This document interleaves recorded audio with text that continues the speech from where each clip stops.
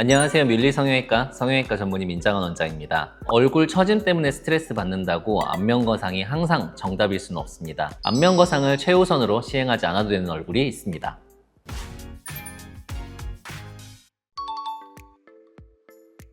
무조건 안면거상을 추천하지 않는다기보다는 안면거상의 효과가 아무래도 좀 떨어지는 경우라고 말씀드릴 것 같아요. 여러 가지가 있는데, 일단 턱이 너무 작아서 무턱이 심하신 경우, 그런 경우에는 안면거상을 통해서 이중턱을 교정하기를 바라시는데 그게 잘 안 되는 것 같고요. 그 다음에 시술이나 아니면 다른 수술을 얼굴 쪽에 너무 과도하게 받아서 안쪽에 있는 조직이 흉살이 많이 져 있다거나 변형돼 있는 경우, 그런 경우도 안면거상이 좀 적합하지 않거나 효과가 떨어지는 것 같아요. 그리고 또 얼굴에 살은 너무 없으면서 광대뼈나 다른 윤곽이 너무 발달해 있는 경우에도 안면거상을 무조건 한다고 해서 예뻐지진 않는 것 같고요. 심한 팔자주름이나 전체적으로 심한 잔주름이 있는데 기대치가 너무 높은 경우에도 안면거상에 대한 효과가 좀 떨어지지 않을까 생각합니다. 턱뼈가 너무 작은 무턱인 경우에는 턱뼈 보형물을 통해서 이 턱뼈의 길이를 연장해서 턱과 목의 각도를 살리는 방법도 있고요. 아니면 무턱은 심하지 않은데 이중턱에 지방이 너무 많거나 아니면 목 근육이 정말 늘어져서 벌어져 있는 경우에는 지방 흡입이나 아니면 이중턱 묶는 목거상을 통해서 수술 효과를 좀 올릴 수 있을 것 같습니다. 시술이나 수술이 반복돼서 안쪽에 있는 조직이 너무 상해 있는 경우에는 어쩔 수 없이 그 조직이 좀 더 회복될 때까지 기다려준다거나 아니면은 이미 충분히 시간이 지난 경우에는 섬세하게 스마스를 박리해서 안면거상을 시도해 볼 수는 있을 것 같고요.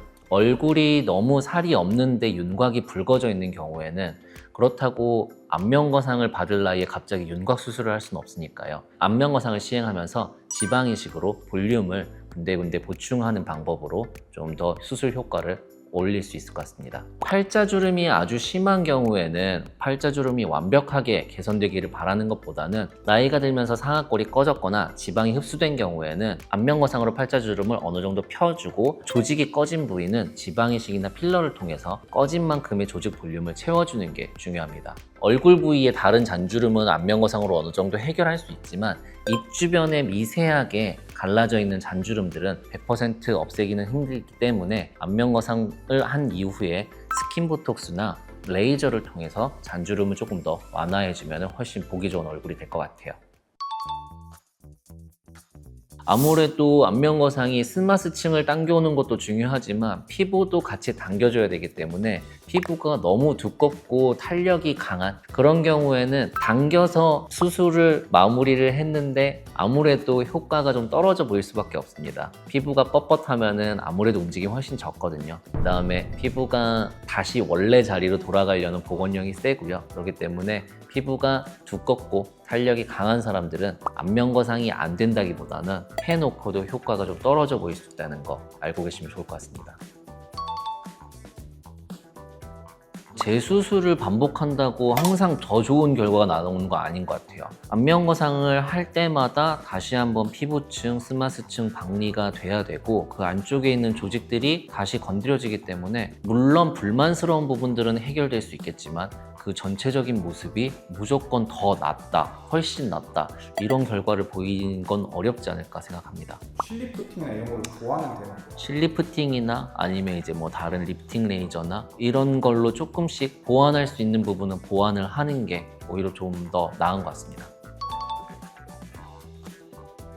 보톡스는 사실 전혀 영향을 미치는 것 같지는 않고요. 필러 같은 경우에는 얼굴에 과도하게 필러가 많이 들어가 있다거나 아니면은 필러 중에서도 안 녹는 필러, 특히 예전에 알 수 없는 곳에서 불법 시술을 받으셨던 할머님, 할아버님들은 조직 전체에 아주 딱딱한 알 수 없는 물질들이 전체적으로 퍼져 있는 경우가 간혹 있어요. 이런 경우에는 조직의 층 자체가 무너져 있기 때문에 스마스층을 정확히 박리하기도 힘들거든요. 그런 경우에는 아무래도 수술 결과에 영향을 많이 미치는 것 같습니다.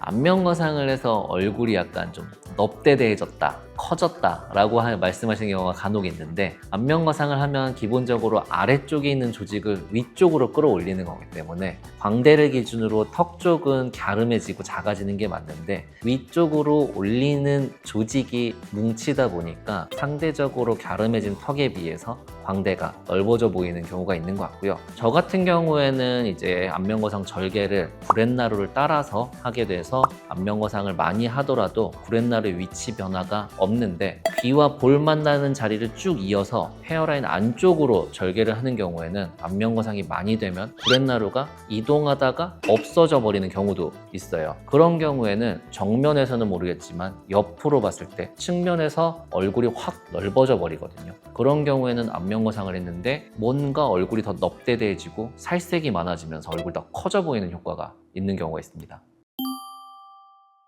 안면거상은 단순히 당기면 된다라는 수술이 아니라 골격 구조나 피부 상태, 과거 시술 이력까지 꼼꼼하게 고려하고 분석해서 예측 가능한 결과를 만들어내야지 만족도가 높은 것 같습니다. 내 얼굴에 딱 맞는 리프팅 방법이 궁금하시다면 언제든지 상담 받아보시고 신중하게 수술을 결정하시면 좋을 것 같습니다. 감사합니다.